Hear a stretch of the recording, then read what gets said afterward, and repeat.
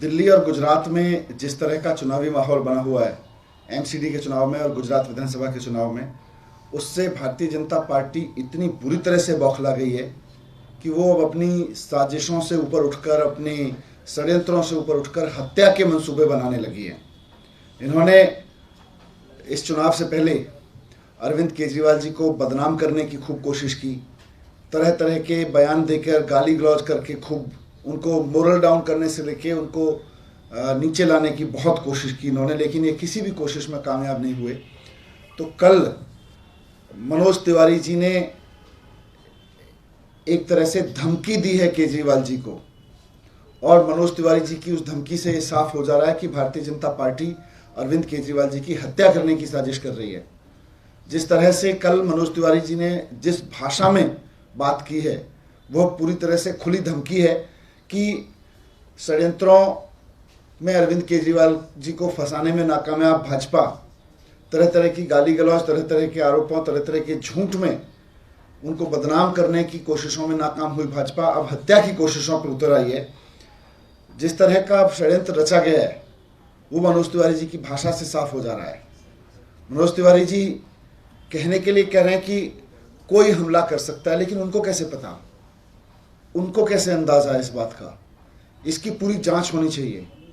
आज हम इस मामले की शिकायत इलेक्शन कमीशन में भी करेंगे और एफआईआर भी कराएंगे और मांग करते हैं कि अरविंद केजरीवाल जी को हत्या की धमकी देने के आरोप में मनोज तिवारी जी को गिरफ्तार किया जाए और उनसे पूरी पड़ताल की जाए कि उनको इस षड्यंत्र के बारे में क्या क्या पता है, कौन कौन लोग इस षड्यंत्र में शामिल हैं, उनके फ़ोन से लेके उनके मूवमेंट, उनके आसपास के कितने लोग इसमें शामिल हैं, इसकी पूरी जांच की जाए। क्योंकि ये मामला सीरियस है। भारतीय जनता पार्टी का एक नेता अरविंद केजरीवाल जी की हत्या की धमकी दे रहा है, वो पहले से बता रहा है कि ऐसा होने जा रहा है।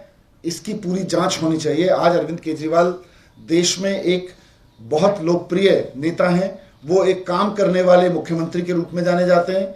लोग उनको इस रूप में देखते हैं कि ये व्यक्ति जो कहता है वो करके दिखाता है। इसकी राजनीति में चोरी चकारी की गुंजाइश नहीं है, धोखा देने की गुंजाइश नहीं है।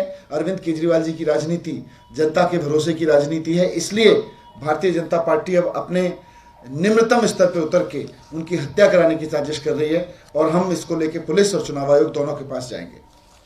Thank you sir. आपने एक आज रिलायंस रिपोर्ट को लेकर हमला किया जा रहा है और बोल रहे हैं कि इसमें अनियमितता है सर।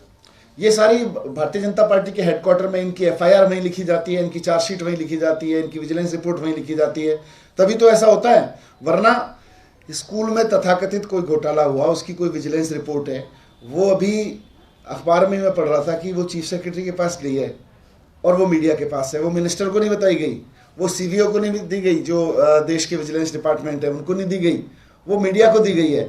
तो ये भारतीय जनता पार्टी ने अपने यहाँ स्क्रिप्ट लिखते हैं और मीडिया को जारी करते हैं, रोज यही कर रहे हैं। सर, कल आपके कार्यकर्ता हैं संदीप भारद्वाज, उनकी डेथ हुई है और अब एक तरह से बीजेपी इकोसिस्टम इस बात को पुश कर रहा है कि टिकट के दावेदार थे और उस वजह से, क्योंकि टिकट नहीं मिला, इस वजह से सुसाइड हुआ है। बहुत दुखद है। संदीप जी मेरे भी करीबी थे और ट्रेड विंग में काफ़ी अहम भूमिका निभाते थे, लेकिन इस तरह से टिकट से नहीं जोड़ सकते इसको, ये गलत कर रहे हैं।